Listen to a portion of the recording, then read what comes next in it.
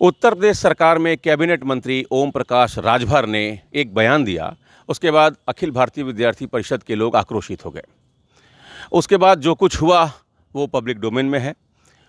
उनके आवास पर भी पथराव की घटना हुई, उनके खिलाफ लीगल नोटिस भेजा गया। शुरू में ओम प्रकाश राजभर जी चुप रहे, लेकिन बाद में जब ये उनको लगने लगा कि अब स्थिति नियंत्रण से बाहर जा रही है, तो उनके दोनों बेटे अरविंद राजभर भी और अरुण राजभर भी डैमेज कंट्रोल की कोशिशों में लगे रहे और लगातार ये कहते रहे कि उनके बयान को गलत तरीके से लिया गया। तो एक कैबिनेट मंत्री ने एक बयान दिया, उसके बाद एक माहौल थोड़ा ख़राब हुआ। एक विद्यार्थी परिषद जो छात्र संगठन है बीजेपी का, उसको ये लगा कि मंत्री जी ने ऐसी बात कह दी है उनको लेकर जो बर्दाश्त से बाहर है। तो ये एक छात्र संगठन और मंत्री के बीच का मसला है, लेकिन हम इस मसले को थोड़ा सा किनारे रखकर दूसरी बात कर रहे हैं। हमारे बहस का विषय ये है, हमारे डिस्कशन का विषय ये है कि ओम प्रकाश राजभर के बयान और विद्यार्थी परिषद के लोगों के आक्रोश के बीच इस पूरे प्रकरण पर राजभर समाज के लोग क्या सोच रहे हैं। हमारे साथ राजभर समाज के लोग हैं और हम इनसे ही समझ लेते हैं कि जो कुछ हुआ कैबिनेट मंत्री ओम प्रकाश राजभर जी के साथ, जो घटना दुर्घटना आप इसको जो कहें, ओम प्रकाश राजभर जी के साथ जो कुछ हुआ, आवास पर पथराव हुआ या उनके खिलाफ नारेबाजी हुई, उनको लीगल नोटिस भी भेजा गया, आप कैसे देखते हैं इस पूरे प्रकरण को? देखिए, पहली बात कि ये जो इनके ऊपर पथराव हुआ या इनको नोटिस भेजा गया, खैर नोटिस तो ठीक है, नोटिस भेजना, माफ़ी मांगने की वो उनकी प्रक्रिया है, उसके खिलाफ हम न जाएंगे। और जो पथराव किए, जो गाली दिए, जो अमर्यादित शब्दों का वहाँ प्रयोग हुआ, इसका हम घोर निंदा करते हैं, क्योंकि विद्यार्थी जो होते हैं वो विद्या का अर्थ समझते हैं, इसलिए विद्यार्थियों को ऐसा नहीं करना चाहिए। रही बात कि ये जो ओम प्रकाश जी की बात है, देखिए जिस चीज़ में लज्जत नहीं होती है उसको लज्जा नहीं होती है। ये सुर्खियों में बनने के लिए किसी भी हद तक जा सकते हैं। इनकी वो स्थिति है कि जैसे आप देखे होंगे कि भाजपा सरकार की जो हालत है, भाजपा सरकार 2-3 ठो जोकर पैदा की है। उस जोकर में जैसे आशीष, ओम प्रकाश और संजय निषाद, ये तीनों जोकर है जो पिछड़ों के नाम पे सत्ता में मलाई खा रहे हैं। ओम प्रकाश जी को बयान देते समय मर्यादा का ध्यान रखना चाहिए, आप ये कह रहे हैं? जी, वो मर्यादा। दूसरी बात कि आप जिस दल में हैं, अखिल भारतीय विद्यार्थी परिषद उसी की एक विंग है। ये आरएसएस जैसे है उसी तरह बीजेपी का वो विंग है। उस विंग को आप दे रहे हैं, वो विंग का मामला था, वो सरकार समझ लेती। सरकार से पता नहीं कहाँ से चूक हुई कि लाठी चार्ज हो गई। पहली बात तो लाठी चार्ज, क्योंकि उन्होंने गलत मांग नहीं किया था। जो राम स्वरूप मेमोरियल महाविद्यालय है, जो विश्वविद्यालय, जो यूनिवर्सिटी है, उस यूनिवर्सिटी में अगर जो कहा गया कि council bar council of India का जो रजिस्ट्रेशन है अगर रिन्यूअल नहीं था, तो उन्होंने गलत मांग नहीं किया था। ये इस पे किसी को गुंडा कहना, उपद्रवी करना, उनके साथ कानूनी कार्रवाई, अरे वो कौन सा ऐसा काम कर रहे थे कि आपने कानूनी कार्रवाई की मांग की? आपकी मांगे, आपने जो कहा ये गलत। आप कहना चाहिए कि ये इसमें थोड़ा सा प्रशासन को ढीला रवैया अपनाना चाहिए था, उन लोगों की बातें सुनने चाहिए था, उसके बाद कानूनी कार्रवाई करते। इनको ये करना चाहिए, न कि किसी को गुंडा बताना, किसी को बदमाश। अरे आप उनको गुंडा बता रहे हो, वो पत्थरबाजी कर तो रहे थे सब। आप भी तो कहते हैं कि हमसे बड़ा कोई गुंडा नहीं है, तो फिर आपकी गुंडागिरी कहाँ गई थी जब अखिल भारतीय विद्यार्थी परिषद गए? वो भी तो वहाँ गुंडागिरी दिखाए होते। भाई वो बच्चे हैं, अभी यूनिवर्सिटी में पढ़ रहे हैं, उनकी भविष्य अधर में है। आप उनके भविष्य के साथ खिलवाड़ हो रहा है और अपने भविष्य के लिए आवाज़ उठा रहे हैं, तो वो गुंडा हो गए। ये कहाँ का उचित है? कौन सी भाषा है? तो ये उलूल जुलूल बयान सुर्खियों में बने रहने के लिए, ये मुद्दों से भटकाने के लिए सरकार की नीतियाँ जो चल रही हैं, तो सरकार में इनका नहीं चल रहा है, तो ये सरकार को चलाने का काम कर रहे हैं। क्या कहेंगे भाई साहब? ओम प्रकाश जी का जो रवैया है, जिस प्रकार से उन्होंने कहा कि नहीं ये गुंडा है, तो ये समझ लेते उनका एक व्यक्तिगत और निजी एक सोच है। हालांकि विद्यार्थी परिषद जो उनकी जो जायज़ मांग थी, उस मांग को और अगर विद्यार्थियों के बस एक मंशा होती है, अगर हमारी सरकारें बात नहीं मानती तो एक धरना प्रदर्शन एक माध्यम बनता है। और धरना प्रदर्शन जहां उनको बिना सोचे समझे अगर उन्होंने कह दिया अगर गुंडा है, तो यह समझे दुखद है। पूरा समाज भी शर्मिंदा है कि इतने बड़े कैबिनेट मंत्री होते हुए भी जो इनका जो तरीका है, जो स्टाइल है, ये नहीं कहना चाहिए। क्योंकि विद्यार्थी तो विद्यार्थी होता है, पूरा जीवन काल पढ़ने में पूरा समय बिता देता है, और ऐसे लोगों का गुंडा मवाली और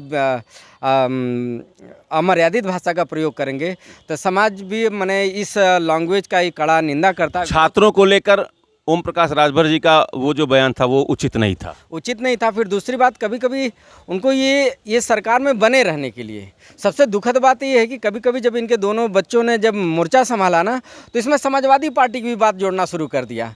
अच्छा, एक बात बताइए, जैसे हम लोग भी बहुत सारे आंदोलन करते हैं, कभी परमिशन तक नहीं मिलता है कि नहीं ये धरना है। जैसे अभी फाया राजभर की जब हत्या हुई तो हम लोग कई बार प्रयास किए, भाजपा के सारे कैबिनेट मंत्री के साथ चलने वाले लोगों ने शासन प्रशासन से अनुमति मांगी, फिर भी नहीं मिला, और अचानक हम लोगों ने एक पत्र के माध्यम से किया। तो ये भाजपा के लोग भी इनसे उब चुके हैं, ओम प्रकाश राजभर से उब चुके हैं। अगर ऐसा नहीं होता तो इनके हर कार्यालय में मैंने धरना करना, पत्थरबाजी करना, चप्पल जूता फेंक देना बड़ा दुखद होता है। जब पूरे समाज में कहते हैं हमारे बड़ा गुंडा, हमारे जैसा गुंडा कौन है। लीजिए गुंडई पे उतर के उतार दीजिए गुंडा, अपने दोनों बेटों को तो गुंडा बना के उतार दीजिए, तब आपको पता चलेगा। लेकिन ये दुखद है, ये शर्मनाक है। ओम प्रकाश जी को हमेशा जितना ये समाजवादी पार्टी के बारे में गुणगान गाते हैं, अगर उतना ये अगर एसटी आरक्षण के लिए बात करते तो शायद जिस सपना जो देख रहे हैं मुख्यमंत्री का ना, वह सपना बहुत जल्दी 2027 में पूरा हो जाता। जिस दिन एसटी आरक्षण के संबंध में सरकार को घेर लेते, एसटी आरक्षण के संबंध में समाज को जोड़ लेते, एसटी आरक्षण के संबंध में प्रस्ताव बनाकर भाजपा को भेज देते, माने योगी आदित्यनाथ के पास भेज देते। दुनिया की कोई ऐसी ताकत नहीं है कि ओम प्रकाश राजभर को मुख्यमंत्री बना सके, रोक दे, बनाने से रोक दे। और ये समझ लीजिए, ये केवल एक तो फोबिया हो गया समाजवादी पार्टी से संबंधित। और ओम प्रकाश राजभर जी को अब संभलना पड़ेगा, क्योंकि अब ये मत सोचें कि राजभर समाज उनके साथ है। राजभर समाज जब एसटी आरक्षण के साथ है, जहाँ जो एसटी आरक्षण की बात करेगा राजभर समाज उसके साथ रहेगा। पहले एक पार्टी का गठन हुआ, समाज के सारे लोग मिलकर सुहेलदेव भारती समाज पार्टी बनाए सुहेलदेव महाराज जी के नाम पर। उसके बाद सुहेलदेव भारती समाज पार्टी गठबंधन किसी और के साथ की, जो सीटें उसको मिली किसी और गठबंधन के साथ मिली, किसी और गठबंधन के साथ जाकर सरकार में वो शामिल हो गए।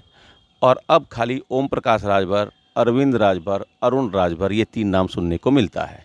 तो पहले समाज, फिर पार्टी, फिर परिवार, यही सपना देखा था आप लोगों ने? नहीं, हम लोग तो सोचे थे कि भारतीय समाज पार्टी बनाकर ओम प्रकाश के नेतृत्व में पूरे राजभर समाज के विकास करेंगे, लेकिन आज ऐसा नहीं हो पा रहा है, क्योंकि पार्टी बना करके माननीय ओम प्रकाश राजभर जी अपने बच्चों को, अपने परिवार को लेकर के जो है अच्छी तरीके से अर्थव्यवस्था कहिए या सामाजिक स्तर का जो है अपना मूवमेंट बनाए, उससे जो है वो बहुत आगे निकल गए। अब कई पीढ़ियों का वो अपना बना लिए, मतलब आर्थिक साम्राज्य बना लिए। लेकिन राजभर की जो पहले की स्थिति थी, आज उससे 1 इंच भी वह ऊपर नहीं हो पाया है।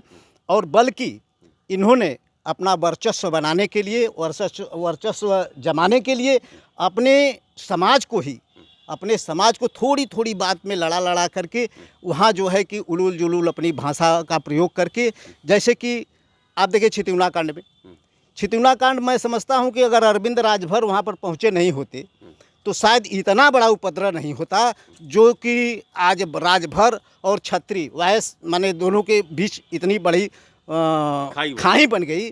अगर यह आदमी अगर वो पहुँच करके वहाँ जो करनी सेना को वह गाली वाली नहीं दिए होते, तो छत्र समाज को यह स्थिति नहीं बनती। जबकि तो ये जो लगातार चुनाव लड़ना है, संगठन मजबूत करना है, ये ठीक है, ये पार्टी को मजबूत करना चाहिए, हर कोई मजबूत करता है, समाज से जुड़ी हुई पार्टी है आपकी। लेकिन समाज का कितना भला हुआ? एसटी रिजर्वेशन तो एक बड़ा मुद्दा है ही। कितने छात्र हैं जो हायर एजुकेशन में गए? आपके मंत्री बनने के बाद से क्या बदलाव आया? कभी आप लोगों ने भी उनसे बात करने की कोशिश की? नहीं, बिल्कुल, हम लोग तो बात देखे पूरे अपने जागो राजभर जागो संगठन के तहत हम लोगों ने अपने समाज के विकास के बारे में उनसे बात किया था। क्या कहते हैं वो कहे कि मैं आप लोगों का जो है बात जो है आगे बढ़ाऊंगा, लेकिन ऐसा नहीं कर पाए। ये भी रहे, इनसे भी हम लोग सबसे पहले हम लोग ओम प्रकाश राजभर से जाकर के वहाँ पर लखनऊ में मिले थे। उसके बाद वहाँ से जब आए तो हम लोग अनिल राजभर जी से मिले। सभी ये दोनों मंत्री नेतागण जो है अपने समाज के बारे में जो है कहे कि भाई ठीक है, यह लड़ाई जो है तो आप अपने समाज के विकास की बात है। हम जरूर इन लोगों की लड़ाई लड़ेंगे। लोगों ने वादा भी किया फला स्थान पर सबको लेकर के, लेकिन हम उसमें जो है कि हम लोग तो अनिल राजभर के बैठे थे तो उसमें कहे कि भाई आप लोगों से क्या मतलब है, हम तो अपने लोग जो हम राजभर समाज भाजपा में जुड़ा है उसको लेकर के हम जो है कि संगठन को अपने संगठन मजबूत करके जो है राजभर समाज को एसटी आरक्षण की वाले की बात करेंगे। लेकिन ऐसा वो भी नहीं किए और न तो ओम प्रकाश राजभर जी एसटी के बारे में सोचे अपने समाज को कि एसटी आरक्षण, जबकि इनका मेन मुद्दा था। पार्टी बनाते समय ही इन्होंने कहा था कि पूर्वांचल राज्य अलग, एसटी आरक्षण कि ये मेरा मेन मुद्दा होगा कि और आजीवन मैं कभी चुनाव नहीं लड़ूंगा। ये कुछ 2-3 बातें। अच्छा, कहते कि खुद कभी चुनाव नहीं लड़ेंगे, आजीवन चुनाव नहीं लड़ूंगा। मतलब ओम प्रकाश राजभर खुद कभी चुनाव नहीं लड़ेंगे। हाँ, ये तो बोले थे ये बिल्कुल ये बात बोले थे। मेरे पास वीडियो है, अभी हम वीडियो, आपको इसका वीडियो वीडियो। दे देंगे। जब पार्टी का गठन हो रहा था, जब बातचीत समाज के लोगों, जो प्रबुद्ध लोगों से बातचीत हो रही थी, ये बात ओम प्रकाश जी ने कहा था। उन्होंने सीधा सीधा कहा था, न राष्ट्रपति, न राज्यपाल, न मुख्यमंत्री, न विधानसभा, न विधान परिषद, न राज्यसभा, न लोकसभा, न जिला पंचायत प्रधान, बीडीसी, मैं कोई चुनाव नहीं लड़ूंगा। ये बात ओम प्रकाश राजभर जी ने कहा था। हम इनका आपको ये वीडियो अवेलेबल करा देंगे, आपको दे देंगे, आप देख लीजिएगा वो वीडियो। क्या नाम है आपका? शशि राजभर। ये हक की आवाज़ जो टी शर्ट पहने हैं, जागो राजभर जागो, तो हम जानते हैं एसटी रिजर्वेशन आप लोगों का पुराना मुद्दा है, तो कुछ मिला समाज को? देखिए, हमारे जितने नेता थे इसके पहले, जब हम लोगों की संगठन जागो राजभर जागो नहीं बना था, इसके पहले कोई भी विधायक मंत्री या हमारे समाज के नेता आता था तो वह केवल समाज को गुमराह करके अपना राजनीति चमकाने के लिए, अपने विधायक मंत्री बनाने के लिए हम पूरे राजभर समाज को गुमराह करते थे कि एससी में जाएंगे, कि एसटी में जाएंगे, कि विमुक्ति में जाएंगे। तो ये जागो राजभर जागो जो संगठन है, इसको मैं धन्यवाद, बधाई, मैं उसमें शामिल भी हूँ। हमारे जितने साथी यहाँ उपस्थित हैं और भी लोग हैं इसमें, तो इन्होंने यह क्लियर कट करने का काम किया है कि अनुसूचित जनजाति का जो 1981 में जो राजभर समाज से पहले विधायक हुआ करते थे दूधनाथ राजभर जी, सबसे पहले उन्होंने एसटी का आरक्षण का मांग किया था। उसके बाद उनकी विधायकी चली गई 1982 में। उसके बाद जितने भी विधायक मंत्री हुए राजभर समाज में, सभी लोगों ने गुमराह करने का काम किया, गलत प्रस्ताव बनाकर उत्तर प्रदेश से दिल्ली को भेजने का काम किया अनुसूचित जाति का। इसलिए हम लोगों को आरक्षण नहीं मिल पाया। अगर कोई विधायक या मंत्री अनुसूचित जनजाति के आरक्षण पर पैरवी किया होता तो ये मिल गया होता। तो मिला क्या जब वो एसटी रिजर्वेशन मिला नहीं, है ना? समाज में क्या सुधार आया, समाज में क्या बदलाव आया? हाँ, यह आपने बिल्कुल सही सवाल किया है। हमारे समाज में 2-2 सरकार में मंत्री रहते हुए भी आरक्षण को दिलाने के बजाय समाज को गुमराह करते हैं। यही है कि परिवर्तन जो जागो राजभर जागो ने परिवर्तन लाया है, यह नेता गुमराह करते हैं उसको कि अरे वो सब तो आरक्षण नहीं मिलेगा। फिर गुमराह करते हैं, कभी हम सामाजिक न्याय समिति की बात कर रहे हैं, ओम प्रकाश जी की जो आप बात कर रहे हो, ओम प्रकाश राजभर जी खुद कहते हैं मैं सामाजिक न्याय समिति की बात कर रहा हूँ, 27% में बंटवारे की बात करता हूँ, लेकिन वो कुछ नहीं करते हैं। कुछ नहीं करते हैं। अब ये बताइए भाई साहब, जैसे अभी क्या नाम है आपका? जी, सुजीत राजभर। क्या करते हैं सुजीत आप? हम सर संगठन में प्रभारी हैं। हाँ। और स्टूडेंट भी है। कहाँ क्या पढ़ाई कर रहे हैं? पोस्ट ग्रेजुएशन किए BHU से। सब्जेक्ट क्या है? एशियंट हिस्ट्री है। एंशिएंट हिस्ट्री एंड कल्चर में आप पीजी हैं, है ना, पोस्ट ग्रेजुएट।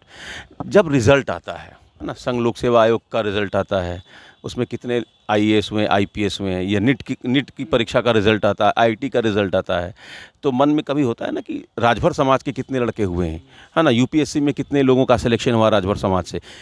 इस तरह की बातचीत कभी आपके मंत्री आपके बीच आकर करते हैं, या आप लोग अपने मंत्री से जाकर कहते हैं कि कहाँ दिक्कत आ रही है कि राजभर समाज के लोगों की सहभागिता नहीं हो पा रही है, क्यों नहीं सेलेक्ट हो पा रहे हैं, कोचिंग की ज़रूरत है, आर्थिक मदद चाहिए, शैक्षणिक माहौल बनाना चाहिए, इस तरह की कभी कोई बातचीत होती है मंत्रियों से? जी, हम लोग देखिए, सबसे बड़ी संवैधानिक संरक्षण होता है जिस समाज को मिला हुआ है। आज बताइए, उनका आर्थिक विकास हो रहा है, सामाजिक विकास हो रहा है, शैक्षिक विकास हो रहा है ना। क्यों? क्योंकि सामाजिक संरक्षण जिस समाज को मिला है, आज उसका स्थिति देखिए। आज हमारे समाज को आज 78-79 साल हो गया देश आज़ाद हुए, लेकिन हमारा समाज इस तरह भटक रहा है जैसे लग रहा है कि ये समाज कौम वाला समाज है, हक दिलाने वाला समाज है, उसी को हक नहीं मिल पा रहा है इस देश में, इस आज़ादी में। हम को सबसे दुर्भाग्यपूर्ण समझते हैं अपने आप को, अपने समाज के लोगों को, जो मंत्री हैं, नेता हैं, कि आज समाज में क्या नहीं है आपके पास कि आप लोग जो है समाज का जो हक अधिकार है उसको दिलाने में क्या कहाँ से चूक हो रही है? कहाँ से चूक हो रही है? बताइए। तो ये बताइए भाई साहब, तो ये जो हमने इनसे सवाल किया, जब रिजल्ट आता है तो मुझे याद है कि राजभर समाज के ही एक प्रबुद्ध व्यक्ति ने मुझसे कहा कि अब आज तक कोई आईएएस राजभर समाज से नहीं हुआ। तो इस तरह की बातें कभी आप लोग डिस्कस करते हैं? आप एकदम बहुत सही सवाल किए हैं। वो हम सोच भी रहे थे कि आप हमसे पहले वही पूछे होते तो हम बताते। आप देखे होंगे मीडिया में आने के बाद इन्होंने कई बार कहा है कि एनडीए सरकार में 54 मुसलमान यूपीएससी क्रैक किए, तो उनको ये बात का शर्म नहीं आती है कि 54 में से कम 4 राजभर समाज का भी वो दिखाए होते, 4 राजभर समाज भी यूपीएससी क्रैक किया होता। हिंदुस्तान आज 78-79 साल देश आज़ादी का पर्व मना चुका है। हमको तो आज़ादी भी मिली, आपसे बता दे, 31 अगस्त 1952 को मिली, क्योंकि हमारे ऊपर क्रिमिनल ट्राइब एक्ट लगा था, जो जन्मजात अपराधी कहा जाता था कि जब देखो पेट में जब हमारे माताएं बहनों के पेट में गर्भ में जब बच्चे पैदा होते थे उनके ऊपर भी वो कानून लागू होता था।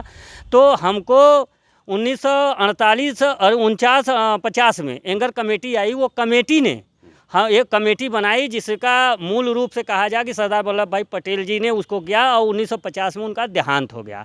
फिर वो कमेटी बनी, वो कमेटी 52 में फाइनली हमको तब आज़ादी 5 साल जो काला कानून था, काला कानून हटाया गया। तो हमको 1952 में, अच्छा, हमारा आज तक एक भी आईएएस नहीं है, एक भी आईपीएस नहीं, एक भी आईजी नहीं, एक भी डीआईजी नहीं है। नहीं, ये देखिए, आप जब ऐसी बातें कर रहे, सुन लीजिए, ये फैक्ट आप बात कह रहे हैं, तो गलत फैक्ट नहीं होना चाहिए। नहीं, हम गलत फैक्ट के बात हमारी बात हम ये पूछ रहे हैं आपसे, 2020 से 2025 तक संघ लोक सेवा आयोग की जब उसके जो नतीजे आते हैं, तो कितने अभ्यर्थी हैं जो राजभर समाज से हैं आपकी जानकारी के मुताबिक जो सेलेक्ट हुए हों? हम यही कह रहे हैं ना कि आज तक एक भी सिलेक्ट नहीं हुए हैं।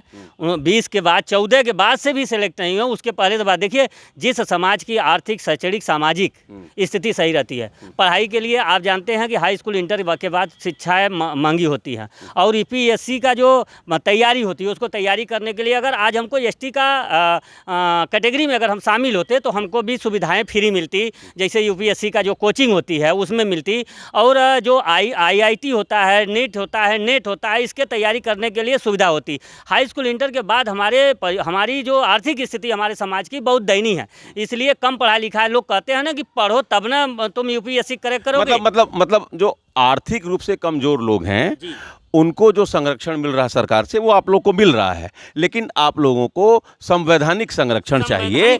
अगर आप लोग एसटी रिजर्वेशन के अंतर्गत आ जाएंगे तो वो एसटी रिजर्वेशन मिलेगा, उसका लाभ समाज के लोगों को मिलेगा, सिलेक्शन होगा और आप भी आईएएस आईपीएस में दिखाई देंगे। तो ये बात तो कभी आपके मंत्री किए नहीं। वो तो कहते हैं हम जहूराबाद से कभी हारेंगे नहीं। और जो दोनों मंत्री हैं, जैसे अनिल राजभर जी हैं, वो भी कैबिनेट मंत्री हैं, ओम प्रकाश जी हैं, वो भी कैबिनेट मंत्री हैं, एक बीजेपी के नेता हैं, एक सुभाषपा के नेता हैं। तो बीजेपी के जो नेता हैं राजभर, वो कहते भाई कि असली राजभर जो हैं वो बीजेपी के साथ हैं। जो ओम प्रकाश जी है वो कहते हैं कि असली राजभर जो है वो सुभाषपा के साथ है। आप लोग कह रहे हैं कि नहीं भाई साहब, असली राजभर जागो के साथ है। तो समाज तो डिस्टर्ब है ना, वो तो कंफ्यूज है कि असली राजभर कहाँ जाए। अगर बीजेपी का सपोर्ट कर रहा है तो सुभाषपा कह रही है आप ठीक, आप उस उधर के हैं। तो इस झगड़े में समाज का हित नुकसान हो रहा ना, समाज पीसा जा रहा है, यही तो हम कह रहे हैं। हाँ। ये खेला कहाँ से हो रहा है ये भी समझिए ना। देखिए, अनिल राजभर जी एक प्राइवेट जो एक कंपनी है, एक महा कंपनी कहा जाए, उसमें एक कर्मचारी हैं, है ना, और ये प्राइवेट लिमिटेड कंपनी के एमडी कहा जाए कि मैनेजर, सुपरवाइजर, एमडी तीनों बाप बेटे हैं। तो ये बार बार अखिलेश जी को कहते हैं कि किसी मुस्लिम को राष्ट्रीय अध्यक्ष क्यों नहीं बना देते। हम तो कहते हैं आप मुस्लिम को मत बनाइए। भाई ओम प्रकाश राजभर जी ने कहा कि हम अपना दल और निषाद पार्टी, हम लोग इलेक्ट्रॉन, प्रोटॉन, न्यूट्रॉन हैं, जहाँ एक साथ संगठित हो जाते हैं ना, परमाणु बम बन जाता है। तो वो तो पॉलिटिकल बार्गेनिंग की बात कर रहे हैं। भाई वो बार्गेनिंग करने तो आए ही हैं। वो बार्गेनिंग तो हमेशा बार्गेनिंग इसलिए करते हैं कि सत्ता में बने रहें। देखिए आपको बता दें, न्यूट्रॉन इलेक्ट्रॉन प्रोटॉन की जो बात कर रहे हैं, ये तीनों लोग एक मंच बना के लड़ के अपनी औकात भी तो देख लें। और रही बात, आप कह रहे हैं अरे कि भाई 35% हैं ये। 35% राजभर, पटेल और निषाद अगर ये वोट बैंक जोड़ दें, करीब 32-35% के आसपास बैठते हैं। उनके साथ 12-14-15% के साथ कोई भी अगर जुड़ जाता है, चाहे वो बीजेपी हो, चाहे समाजवादी पार्टी हो, चाहे बहुजन समाज पार्टी हो, तो वहाँ तो सरकार बन जाएगी आंकड़ों में, पेपर में। देखिए, राजभर जैसे सभी समाज नहीं है, राजभर पढ़ा लिखा नहीं है, और वही हाल निषादों का है। आप पटेलों का है ना, पटेलों का वोट तो ये बताइए, नहीं तो ये बताइए, तो फिर वो इतने आश्वस्त क्यों है कि जहुराबाद में हम खाना खा के सो जाएंगे फिर भी जीत जाएंगे? वो तो वक्त बताएगा। वो कह रहे हैं हम, ये ऑन द रिकॉर्ड उन्होंने कहा कि हम खाना खा के सो जाएंगे तब भी जहुराबाद से नहीं हारेंगे। देखिए, वो वक्त बताएगा, वो सो जाएंगे खाकर कि खाकर बिना खाए दौड़ेंगे, वो समय बताएगा। आपसे बता दे, इस बार ये लोग जो समाज के साथ, जो समाज के कहा जाए कि भविष्य के साथ जो खिलवाड़ किए हैं, अगर ये दोनों असली नकली नहीं करते, अगर बीजेपी भाजपा सरकार से अगर पहल किए होते, तो हमारा प्रस्ताव यहाँ से भारत सरकार चला जाता। और जब प्रस्ताव चला जाता तो हमको उम्मीद हो जाती कि हमको अब हमारा संवैधानिक संरक्षण या संवैधानिक अधिकार मिलेगा। ये लोग उस पर पहल नहीं कर रहे हैं। ये लोग ये सोच रहे हैं, जिसे उनका एक बेटा हैट्रिक हार चुका है, फोट्रिक के चक्कर में है, एक अतरौलिया पुत्र पैदा कर दिए हैं कि तुम अतरौलिया बन जाओगे। जहुराबाद आप बता रहे हैं कि खा के सोकर जीत जाएंगे। इस बार ये सब के सब सो जाएंगे और जीतने वाले दोनों नहीं हैं। आपको बता दें, समाज ने तय कर लिया है कि या तो बीजेपी आरक्षण देगी या तो बीजेपी सत्ता से जाएगी। क्या सही बोल बिल्कुल कर रहे हैं। जब रही बात में जो असली नकली का बात कर रहे हैं आप, असली तो भरमारो अभियान के तहत सारे मारे जा रहे हैं। जो बीजेपी ने भरमारो अभियान अपनाया है, जिसमें आप देखें जितनी भी हत्याएं हो रही हैं, सब इन दोनों लोग के नाक के नीचे हो रहा है। अभी आप देखें नवापुरा में सारनाथ के बगल में एक बस 2000 के चक्कर में उसको काट कर भी टांगने का प्रयास को आत्महत्या कर लिया। अभी आप छितौना का कांड देखे होंगे, अभी फिर फाया राजभर की अभी कर्मियों का कांड देते। जितने भी लोग हैं अभी, इतना मतलब ये लोग जितने ओरिजिनल राजभर हैं, जो इन पे गर्व करते कि नहीं हमारा मंत्री है, ये बीजेपी के आगे ना नतमस्तक हो चुके हैं। ये राजभर समाज का हक अधिकार दिलाने के लिए नहीं आए हैं। राजभर समाज को मारने के मशीन है, ये सब चारा मशीन है, दो को दोनों। अगर हक अधिकार की बात करेंगे ना, उस चारे मशीन में पेरे जाएंगे। आप क्या कहेंगे बाबूजी कि ये पूरा मतलब ये तो टूट गया तिलिस्म, जो सपना था वो भी टूट गया? बिल्कुल, हम बहुत ज़्यादा नहीं कहेंगे कि हमारे मास्टर साहब जो है अपनी सारी बात कहे हैं। मैं इनके बातों का समर्थन करता हूँ। छोटे भाई महेंद्र राजभर जी कहे, इनके बातों का समर्थन करता हूँ।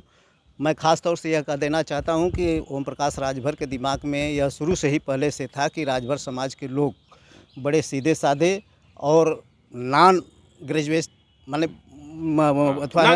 नॉन पॉलिटिकल और अशिक्षित, नॉन पॉलिटिकल और अशिक्षित, उनके दिमाग में पहले से था कि अशिक्षितों को एक स्थान पर माने लाना बहुत आराम से हम कर लेंगे। इस उद्देश्य से उन्होंने पार्टी बना करके अपने समाज को जुटा करके अपने अर्थव्यवस्था को सुधारने का वह काम की मजबूत किए। तो मतलब ये जो कह रहे हैं चाचा जी कि राजभर समाज को का इस्तेमाल अपने हित में, अपने परिवार के हित में किए ओम प्रकाश, ये सत्य बात है। अभी तक जो देखने को मिला है वह, अभी आपने 2022 का प्रमाण देख लीजिए ना, 16-17 सीट मिला जो है। 16-17 सीट में केवल बाप बेटा चुनाव लड़े हैं राजभरों में, बाकी सबका सब पैसा लेकर बेच दी। मतलब अर्थव्यवस्था मजबूत की, अपने बाप बेटा चुनाव लड़े हैं। क्या कहेंगे भैया? जी देखिए, ये दोनों नेता जो है हमारे समाज के, वो केवल अपना विकास कर रहे हैं और यथा स्थिति राजभरों का वही है। और कोई मतलब इसमें दो राय नहीं है, क्योंकि समाज तो वहीं पड़ा हुआ है। आप लोग ये टिकट वो टिकट, इतना करोड़ दे दीजिए, उतना दे दीजिए, हम जिताएंगे, हम वोट दिलवाएंगे राजभरों का। दोनों लोग बस केवल चक्कर में पड़े हैं कि हम कितना से कितना सीट निकलवा लें और कितना से कितना सीट को बेच कर पैसा कर लें।